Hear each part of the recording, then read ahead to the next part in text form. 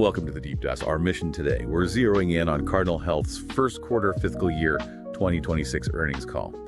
This call happened pre-market, October 30th, and it really did set off some fireworks in the market. We're going to break down the numbers, sure, but also the strategy behind them, management's tone, and why this quarter feels like such a validation, especially for their big push into specialty care. Yeah, this wasn't just, your standard beat. The size of it, the outperformance, and how the stock reacted, it signals a real shift in how investors are thinking about the company. So for you listening, we want to show you exactly what gave them the confidence to raise their guidance so much so early in the year. Okay, let's unpack the headline figures then. Yeah. Because this really was, pretty impressive. Non-GAAP EPS at $2.55. The consensus was looking for $2.18. It's a huge $1.37 beat. 36% growth year over year. Yeah. Just stunning. And the top line kept pace. It wasn't just earnings management. Total revenue came in at $64 billion. Estimates were around $59 billion, so a full $5 billion ahead. That's 22% year-over-year growth. And non-GAAP operating earnings up 37% year-over-year. You could feel the conviction instantly. It just validated everything they've been doing strategically. Validation is the word. I mean, the results were so strong, management immediately hiked the full-year outlook. So the big question is, what specific engines were firing on all cylinders to give them that kind of confidence looking forward? Right. So they raised the fiscal 2026 non-GAAP EPS range, bumped it up by 35 cents to $9.65 to $9 to 9.85 And critically, adjusted free cash flow guidance also got a big lift, now $3.3 to $3.5 billion. And you can see why when they generated $1.3 billion just in Q1. The main driver, maybe not surprisingly, was the pharmaceutical and specialty solutions segment. Yeah, that's the giant, right? Responsible for most of the revenue. How strong was it? Exceptionally strong. Pharma segment revenue up 23%, hit $59 billion. Segment profit grew even faster, up 26%. And management broke down the key drivers pretty clearly for us. Let's talk GLP-1s first, those weight loss and diabetes drugs. They added about 6 percentage points just to the segment's revenue growth. This shows how well Cardinal is positioned, to capture probably the biggest shift in branded drug demand we've seen in, a decade. That structural positioning is definitely key, but it also looks like their M&A strategy, buying up smaller specialty players, is really paying off fast. It really is, and that points to good integration, right? Acquisitions like ION and GIA, they added about 8 percentage points to the profit growth in the segment just in Q1. That kind of immediate success is why they felt comfortable raising the full-year profit growth guidance for pharma to 16-19%. And speaking of acquisitions and specialty, the really big news was the pending Solaris deal. Maybe just quickly remind listeners, what exactly is Solaris Health? Sure. Solaris is a urology MSO, a management services organization, valued at $2.4 billion. Basically, an MSO handles the business side, the non-clinical stuff, for physician practices. And this is important because it gives Cardinal Health a direct pathway into those high-margin, physician-administered specialty drugs. Management said again, the deal should close very soon. Okay, and the financial impact. What's the expectation once they bring that specialty revenue stream in? So closing Solaris is expected to add about 3 percentage points to that updated pharma segment profit growth guidance. And the whole strategy seems to be working because their broader platform, the Specialty Alliance, specifically Synexus, it's growing fast. They onboarded over 30 new specialty therapies just in Q1. It feels like they're building a whole ecosystem, not just, buying one company. Sounds incredibly positive. But deals like this, specialty acquisitions, they often come with a hefty price tag, lots of debt financing. Are we seeing that show up on the cost side?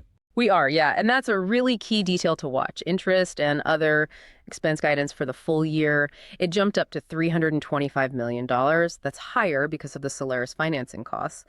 But, and this is the crucial part, management stressed that the expected profit contribution from Solaris more than offsets that higher interest. It should actually add about 5 cents to EPS for the partial year. So it looks like a smart trade-off, take on the interest cost for that immediate high margin growth. Okay, let's shift gears a bit from the massive pharma engine to what they call their other businesses segment. Sometimes future growth stories hide out here, and the numbers were pretty eye-popping. Yeah, this is where the percentage growth was really staggering, suggests real acceleration. Revenue and other was up 38%, segment profit soared 60% to $166 million.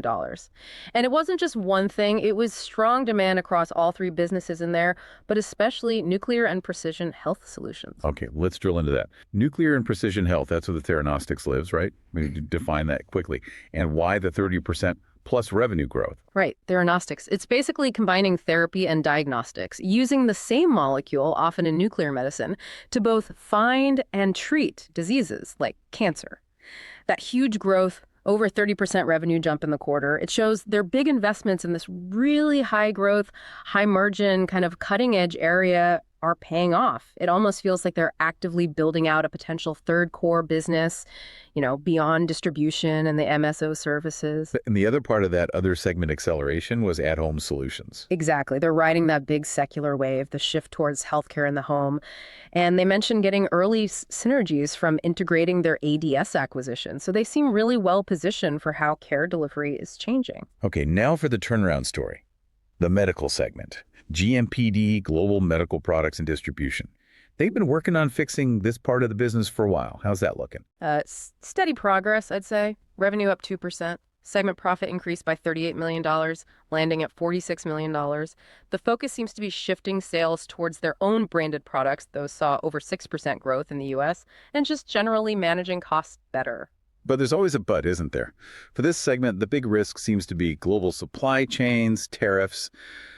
Are those external issues messing with the internal progress? That's the million-dollar question, isn't it? So while they kept the annual profit guidance for GMPD at least $140 million, management was very clear. Net tariff costs are probably going to be near the high end of their $50 to $75 million range.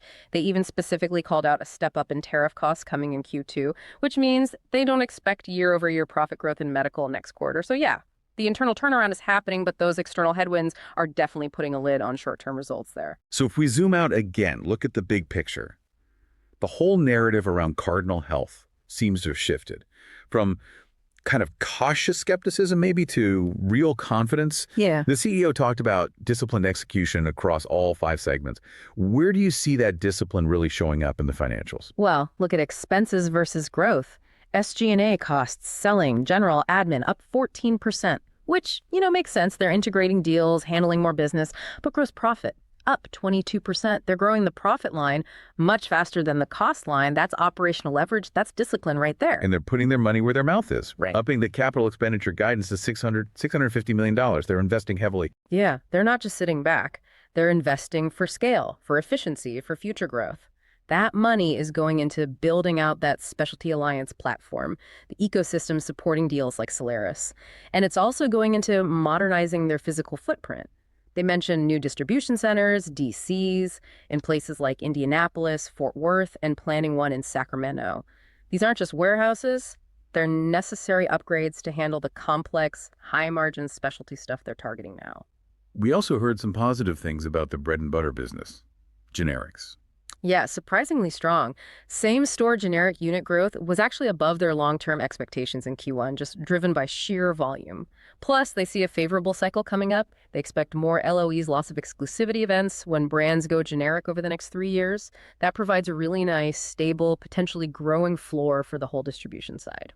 And quickly, how are they treating shareholders through all this growth? Still balanced. They kept retaining capital. They actually knocked out half of their $750 million share buyback target for the fiscal year already, did a $375 million accelerated share repurchase and ASR in Q1. That focus on buybacks helps keep the share count down a bit, which gives EPS an extra little boost. All right, let's pivot. Time for our not financial advice segment. Just a reminder, this is purely for informational and entertainment purposes, definitely not investment advice. Okay, put on your analyst hat. Given this incredible quarter, stock popping 15.5%, what's the outrageous but plausible trade idea? Okay, so the standard view now is Cardinal Health. Great execution story, strong specialty angle, probably fairly valued after the run-up. But I think the market and even the company's current guidance might still be missing a pretty significant potential catalyst, and that is the distribution revenue connected to that Solaris Health MSO they're buying. Ah, okay. So they buy Solaris, they get the MSO fees, the service revenue that's baked in, but you're saying they haven't yet factored in actually distributing all the drugs that those Solaris clinics use? Exactly. Management confirmed it's an opportunity. They can go after that distribution drug spend later this fiscal year, but it is explicitly not included in that new $9.85 EPS guidance range.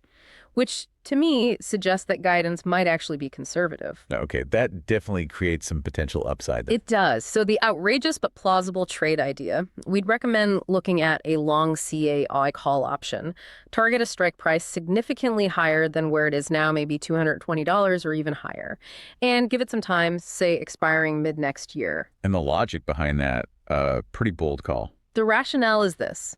If management manages to capture that Solaris distribution revenue faster or maybe more profitably than anyone currently expects, that unpriced catalyst could trigger another big leg up in the stock, another re-rating well beyond these current record highs. And while you wait for that potential surprise, you've got this really strong floor under you from the momentum in GLP-1s and the existing specialty profits. Okay, so wrapping this all up, what's the big takeaway for you, the listener? Cardinal Health just delivered a truly powerful, broad-based beat across all 5 segments. That led to a major guidance increase. They're clearly benefiting from huge demand in specialty and branded drugs. They're managing costs tightly, and they're investing heavily in future growth areas like Theranostics and upgrading their distribution network. Yeah, the story is all about specialty expansion, fueled by smart M&A like Solaris and strong operational investments. But it leaves you with a really interesting question to think about. That other segment saw 60% profit growth, right? Driven mostly by that 30% plus revenue growth in nuclear and precision health and Theranostics. So are we actually seeing the birth of a third major high-margin core business for Cardinal? Or is the market still kind of stuck valuing them mainly as just a big drug distributor? Something to definitely chew on. Thanks for joining us for this deep dive. We'll look forward to connecting with you next time.